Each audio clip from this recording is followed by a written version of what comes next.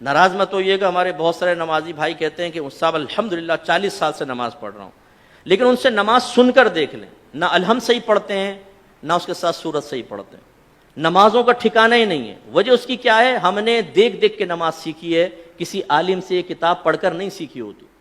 ہم مسجد میں آتے ہیں ایک یوں تکبیر لگا،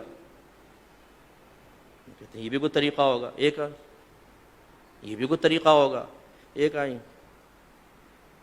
یہ بھی ایک طریقہ۔ ہمارے بچے پریشان ہوتے ہیں کہ کیا، بعض بزرگ وضو کر رہے ہوتے ہیں، ہاتھ دھویا پھر یہ وہ بچہ کہتا ہے یہ بھی کچھ ہے، ہاتھ دھونے کے بعد کرنا ہوگا۔ اب اسے پتہ نہیں یہ سنت ہے یا خلاف سنت۔ ہمارے نوجوان بعض اوقات نماز پڑھ رہے ہوتے ہیں، پف نکلی ہوئی ٹوپی غائب۔ اب ٹوپی سے نماز پڑھنا مستحب ہے، اس کا انکار نہیں ہے، اور ہم ادب بھی اس کو کہتے ہیں، لیکن بغیر ٹوپی کے نماز پڑھنا نہ گناہ ہے نہ کوئی مکروہ تحریمی، زیادہ سے زیادہ آپ کہہ سکتے ہیں مکروہ تنزیہی، جو گناہ نہیں ہے نظر شرع میں لیکن اچھا بھی نہیں ہے یوں۔ اب ہمارے کئی لوگوں کو دیکھا وہ نماز پڑھ رہا ہے، ٹوپی لی اس کے سر پہ، اور پھر جمائیں گے اس کو تھوڑا سا نا تاکہ اچھی طرح وہ اپنی جگہ بنا لے، لیکن اس کے بال بھی ایسے آوارہ گرد اور ایسے دشمن ہوتے ہیں، بولتے خبردار جو ٹوپی ٹکی سر پہ، وہ رکوع میں جاتا ہے ٹوپی پہلے سجدے میں۔ یہاں تک میں نے دیکھا ہے نوجوان سجدے میں گیا تو اس کو سجدے میں اس کے وہ جیسے نٹ کس رہے ہیں اس کے سر کے اوپر۔ ارے بھائی اس کو ٹوپی پہننا کوئی لازم نہیں تھا، آپ کا یہ اس کو اس طرح تنگ نہ کرنا واجب تھا، آپ نے کیا، آپ گناہگار ہوئے۔ سرکار نے تو نمازی کے آگے سے ایک قدم بڑھنا منع فرمایا، آپ پوری تباہ زمائی کر رہے ہیں اس کے سر کے اوپر ٹوپی لگانے کے سلسلے میں۔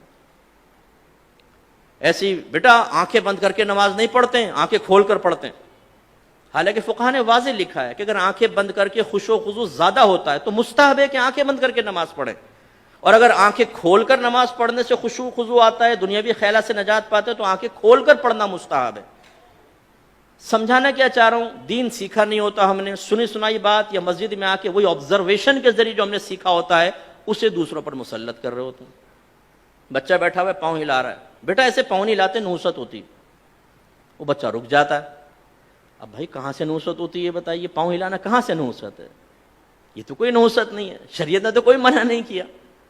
لیکن وہی بچہ اگر فجر کی نماز چھوڑ رہا ہو تو اس کو اتنی سختی سے نہیں سمجھائیں گے نا، بچہ تھکا رہا ہے، رات میں سو گیا، کوئی بات، پوری رات محافل نعت میں شرکت کر کے سنی ٹناٹن قطعی جنتی نعت خانوں کی زبان پر فجر کی نماز چھوڑ رہا ہوتا ہے نا، نہ جماعت سے نماز پڑھے گا نہ فرض پڑھے گا، 4 بجے تک محفل ہوئی ہے، اس کے بعد اسکوٹر گھمایا، آ کے بستر پر سو گئے، مؤذن کہہ رہا ہے حی علی الصلاۃ حی علی الفلاح، اور وہ تصوراتی اور خوابی دنیا سے جواب دے رہا ہے کہ حضور نعت خوانی میں شرکت کر تو لیے، جنتی ہو تو چکا ہوں، بلا حساب و کتاب تو ہم جنت میں چلے جائیں گے۔